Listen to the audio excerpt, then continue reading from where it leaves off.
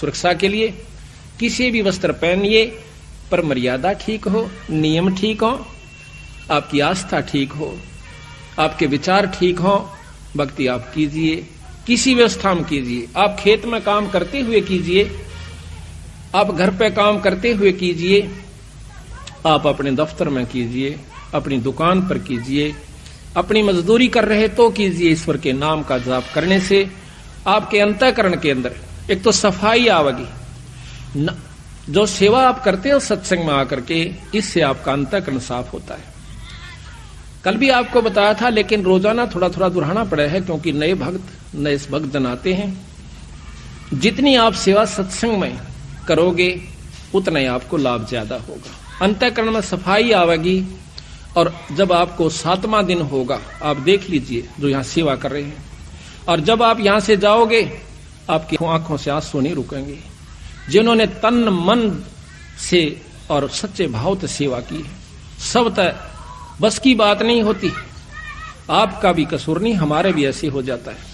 तो इससे सिद्ध होता है कि आपका जो अंतःकरण है वो निर्मल हो चुका है सेवा के कारण। सेवा प्रथम है हमारे अहंकार रूपी राक्षस को खत्म करने की। सत्संग में ये रिहर्सल कराई जाती है। सत्संग एक ट्रेनिंग सेंटर भी है, जो कि एक जैसे खेल के अंदर, उस खेलन का जो अंतिम समय आवश्यक है, उससे पहले बहुत मेहनत करवाई जाती है खिलाड़ियों की।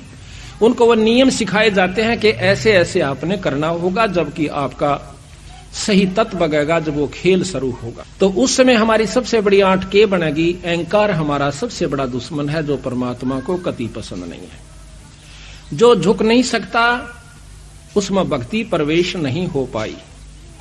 जितने भी आप देखोगे, सरसों जब खड़ी होती है, जब वो कच्ची होती है, तो उसमें वह किसी काम की नहीं होती।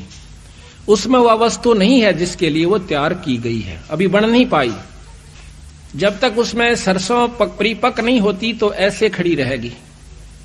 जितना उसमें कीमत बढ़ती जाओगी वह झुकना शुरू कर देगी, ऐसे लटक जाओगी कि धरती में टिक जाऊं अगर स्थान मिल जावे तो।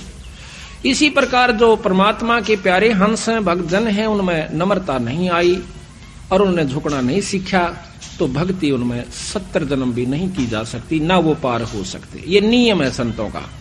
हमारा सबसे बड़ा दुश्मन अहंकार है। कल रावण का प्रकरण दिया था कि अपने सिर को काट के भगवान शिव जी का ऊपर चढ़ा दिया 10 बार।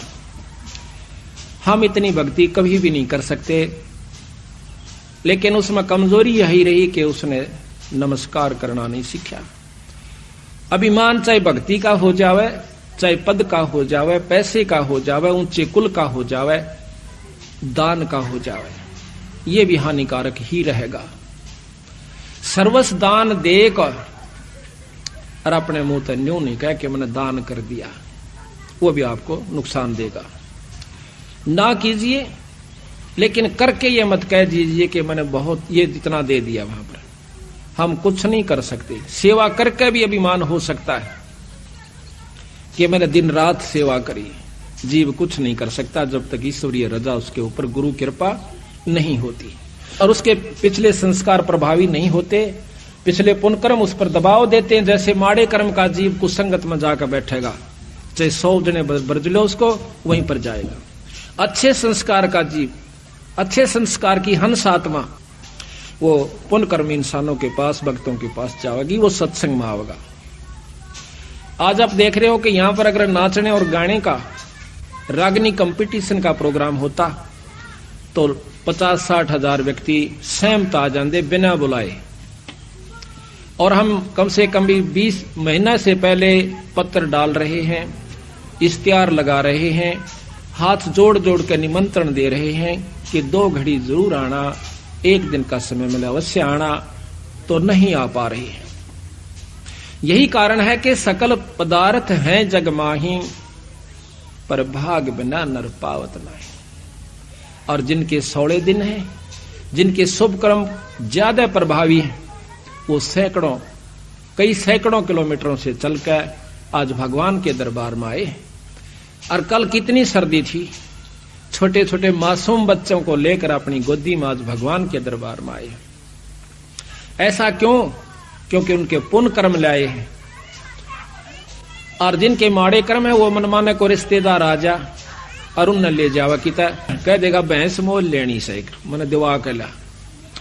अब शर्म के मारे लोग लिहाज के मारे उसकी गेल ऋषि बूंदी सर्दी में और किरा कह जगह गोबर में 5-10 वाया आवेगा और 1 हफ्ते में गेला छोड़ है वो उसका, उसमें खुश होगा क्योंकि उसके भाग ही ऐसे हैं। उसकी सच्ची लगन नहीं बनी, भाग अपने हाथ होते हैं बनाने कुछ, अपनी सच्ची तड़फ बनावे परमात्मा आज तक बुलाइयो मालिक। जब ईश्वर रजा करेंगे आपकी सच्ची तड़फ को देखकर आपको समय भी देंगे, आपको हौसला भी देंगे, आपको छुट्टी भी देंगे। इस काल के कोल्लू मत है, ये आपका काम खत्म नहीं हो सकता। हम चले जाएंगे पर काम जो का तो बाकी छोड़ जाएंगे, चाहे कितनी व्यवस्था बनाकर चले जाइयो, ये खत्म नहीं हो सकता। तो संतों ने कहा है कि इसमें से थोड़ा